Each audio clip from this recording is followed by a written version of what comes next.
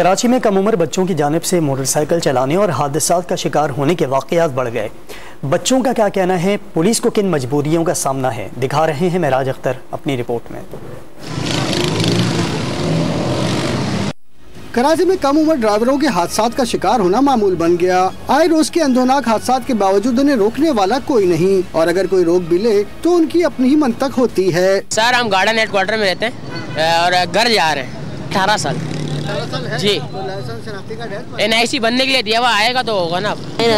Line area यही तो है, पीछे तो घर है हमारा पुल के पास। ट्रैफिक पुलिस कम उम्र बच्चों को रोकती है, चालान भी करती है, लेकिन कोई फायदा नहीं होता, बल्कि पुलिस को सिफारिशी फोन कॉल सुनने को मिलती हैं। हम्बल रिक्वेस्ट पेरेंट्स से भी करूंगा कि वो अपने छोटे बच्चों को गाड़ियां ना दें। घर में वालिद जो है उन्होंने एक मोटरसाइकिल उनको लेके दे दी होती है और वो आपके 2-3 बहन भाइयों को साथ बिठा लेता है और स्कूल की जानिब।